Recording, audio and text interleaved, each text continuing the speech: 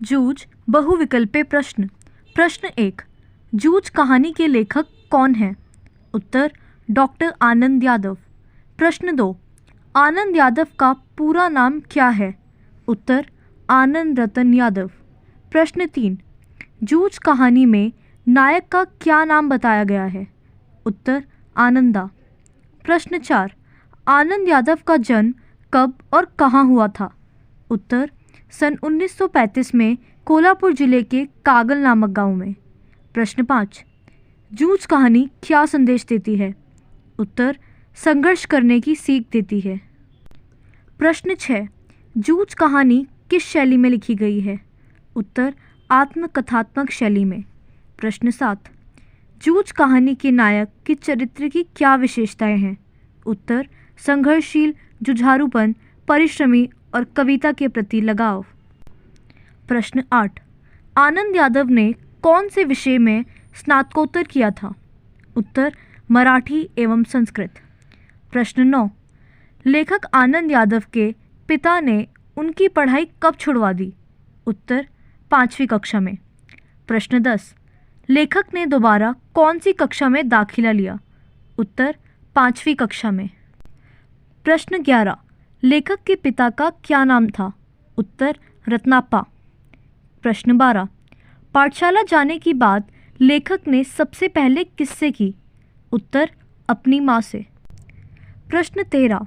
लेखक को 7वीं कक्षा तक कौन पढ़ाना चाहता था? उत्तर उसकी माँ। प्रश्न 14। लेखक के पिता उसे पाठशाला क्यों जाने नहीं देते थे? उत्तर खुद के खेत के काम से बचने के लिए। प्रश्न 15। लेखक अपने पिता को क्या कहकर पुकारते थे? उत्तर दादा। प्रश्न 16। गांव के मुखिया का नाम क्या था? उत्तर दत्ताजी राव। प्रश्न 17। लेखक अपने पिता के सामने बोलने की हिम्मत क्यों नहीं करते थे? उत्तर क्योंकि वह गुस्सैल व हिंसक स्वभाव के व्यक्ति थे। प्रश्न 18। लेखक क्यों पढ़ना चाहते थे? उत्तर नौकरी के लिए। प्रश्न 19।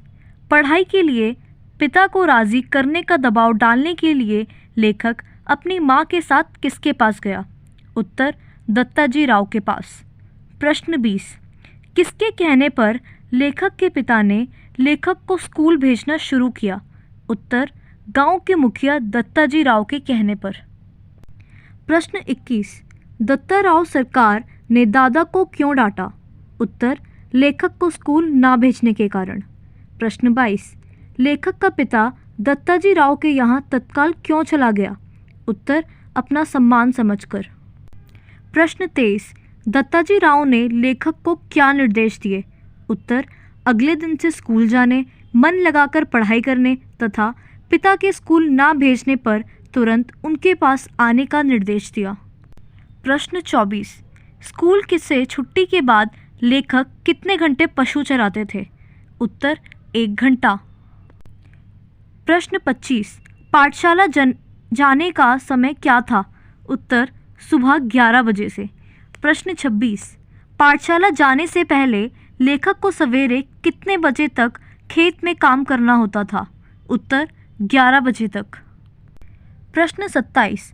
लेखक का दादा पिता जल्दी कोल्हू क्यों चलवाता था? उत्तर क्योंकि वह अपने गुण से अच्छी कमाई करना चाहता था या अधिक पैसे कमाने के लिए।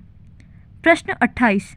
जूझ पाठ के अनुसार लेखक के घर कोल्हू चलना कब से शुरू होता था? उत्तर दिवाली के बाद। प्रश्न 29। लेखक को किसने कविताएं लिखने के लिए प्रोत्साहित किया? उत्तर उसके मराठी टीचर सौंदलगेकर ने। प्रश्न 30। लेखक पढ़ना क्यों चाहता था? उत्तर नौकरी करने के लिए। प्रश्न 31। लेखक की कक्षा के मॉनिटर का क्या नाम था? उत्तर बसंत पाटिल। प्रश्न 32। बसंत पाटिल का अनुसरण करने से लेखक को क्या लाभ हुआ? उत्तर लेखक गणित विषय में प्रवीण हो गए। प्रश्न 33। कौन सा काम समाप्त होने के बाद लेखक ने माँ से पढ़ाई की बात की? उत्तर कोल्हू का काम। प्रश्न 34। लेखक का पिता कैसे घुराता था? उत्तर जंगली सुअर के समान। प्रश्न 35। लेखक के कक्षा अध्यापक का क्या नाम था? उत्तर मंत्री। प्रश्न 36, जिस लड़के ने लेखक के सर से गमछा छीना था उसका क्या नाम था? उत्तर चौहान। प्रश्न 37, लेखक को गणित पढ़ाने वाले मास्टर का क्या नाम था? उत्तर मंत्री। प्रश्न 38, दादा ने दत्ता राव सरकार के सामने लेखक पर क्या आरोप लगाए? उत्तर वह सिनेमा देखने जाता है, घर व खेती के कार्य में मन ना लगाना और व्यर्थ यहाँ वहाँ घूमना। प्रश्न 39, पिता ने अपने बेटे के सामने स्कूल जाने के लिए क्या शर्त रखी? उत्तर स्कूल जाने से पहले खेतों में पानी भरना, स्कूल से आने के बाद जानवर चराना और घर में काम अधिक होने पर स्कूल ना जाना। प्रश्न 40, बच्चे लेखक को कक्षा में पहले दिन कैसे परेशान कर रहे थे? उत्तर उसकी धोती खींचकर।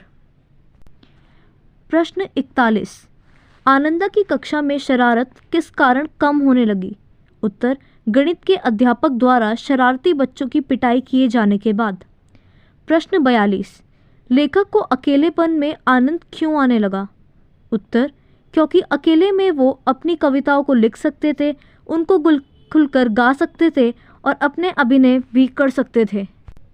प्रश्न 43, जूझ कहानी के अनुसार कविता के प्रति लगाव से पहले और उसके बाद अकेलेपन के प्रति लेखक की धारणा में क्या बदलाव आया?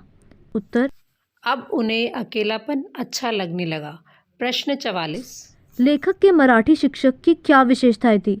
उत्तर उनको छंद, अलंकार, गति, आरोह अवरोह का अच्छा ज्ञान था। प्रश्न 45, मराठी भाषा की कविताओं के अलावा सौंदलगेकर को किस भाषा की कविताएं कंठस्थ याद थी? उत्तर गुजराती। प्रश्न 46, अगर आनंदा और उनकी मां ने जूझ का सहारा ना लिया होता तो? उत्तर आनंदा अशिक्षित ही रह जाते और वो कविताएं भी नहीं लिख पाते। प्रश्न 47, कविता पाठ करते समय मराठी अध्यापक क्या करते थे?